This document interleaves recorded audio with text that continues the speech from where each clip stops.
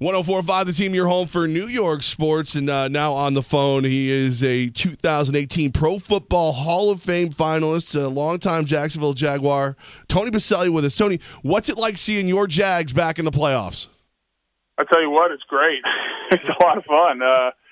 It's been a while. It's been 10 years since they were in this position and had a chance to play in January when it counts the most, and I think it's a team that's pretty excited. Is there one thing in particular you can pinpoint and say that's the biggest reason why now after 10 years the Jags are in the playoffs?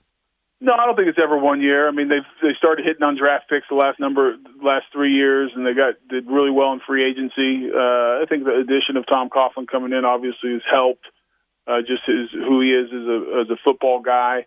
But it's a number of things, and I think the building process that they've done over the last number of years is starting to finally pay off.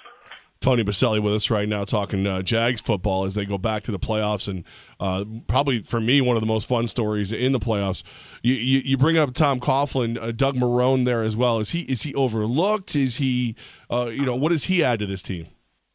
Well, I think he's done he's the head coach. I mean, you got to give him a ton of credit. I mean, I think he's done a very good job as head coach of getting him to this position, and I think he's probably overlooked a little bit just because of the fact that you got Tom Coughlin coming in and the way that has happened, and he's obviously a huge name, and rightfully so. I mean, his reputation speaks for itself, and he should get a lot of credit, but you got to give this coaching staff and Dave Caldwell credit as well.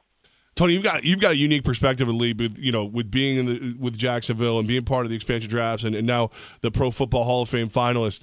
If you were a fly on the wall in like the Giants meeting rooms, how hard do you think they're kicking themselves that they let Tom Coughlin walk away in any way, shape, or form?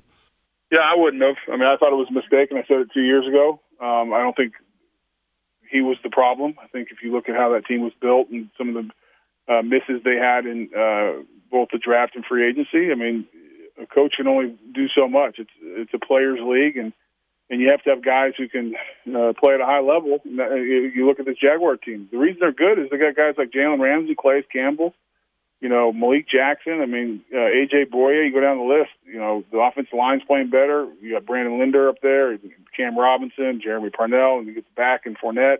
It's a players' league, and so obviously it takes good coaching and good leadership, but if you don't have guys who can get it done, it doesn't matter how smart you are.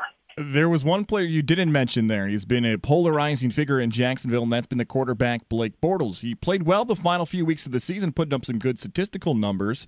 But we look at this performance coming up in the playoffs. Could how he plays in this wildcard game determine his future in that city?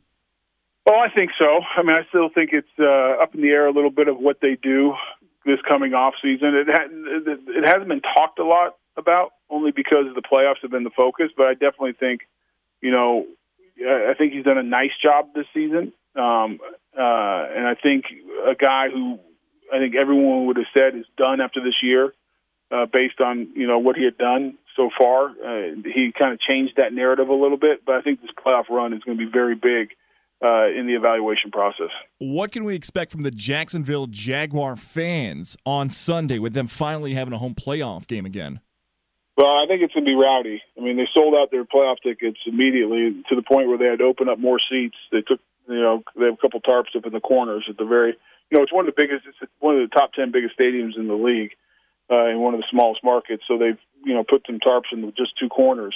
They took those off and they sold the 3,500 tickets in 4 minutes online. Wow. To the point after that, they opened up more standing room only, 1,600 standing room only, and those sold out immediately.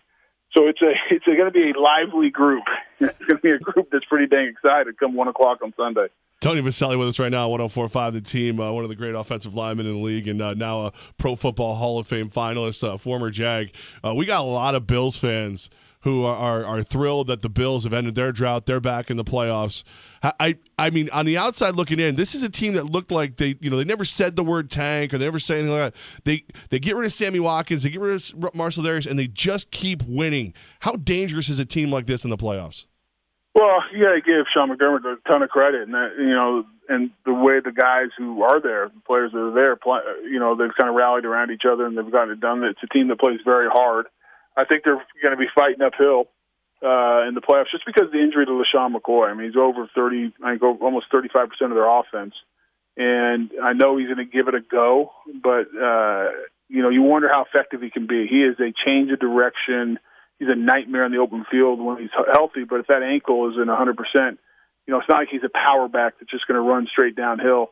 And so I worry, how do they move the ball? How do they score points without LaShawn McCoy out there?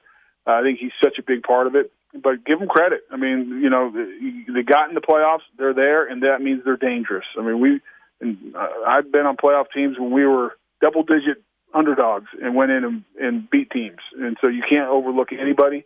This is a Buffalo Bills team that will be ready to play. I guarantee you that. As Levack mentioned earlier, you have been announced as a 2018 Pro Football Hall of Fame finalist. What does that honor mean to you, again, being on that list?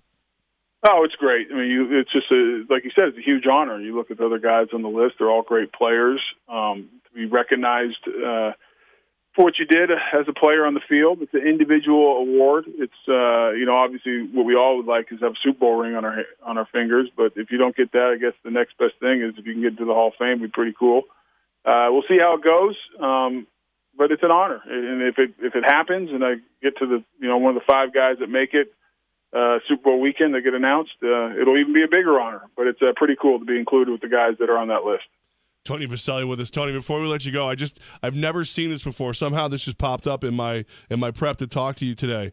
When you were drafted in '95 by the Jags, the local McDonald's in Jacksonville broke out a Boselli Burger. Do you happen to remember what that was? I don't remember it exactly, but it was very big. I remember it had 3 patties. It was a bunch of cheese, basically an offensive lineman burger. It was very good. I enjoyed eating them quite a bit. So it was, I guess it's one of the perks of being a high draft pick and coming to a new market. It was a lot of fun. I mean, it's like you, Jordan, like LeBron, right? You guys are the only ones who have burgers. Yeah, I think theirs is probably a little bit bigger. I mean, they're national. I don't think anywhere outside Jacksonville had the Boselli Burger, but at least in Jacksonville, it's a pretty big deal. I'm going to go try to order one today. That sounds pretty awesome. Yeah, I don't think you'll get it. I don't think they have it in Buffalo. Well, Tony, man, we really appreciate you, man. Best of luck. I hope you get your bust in Canton this year. Thank you very much, guys.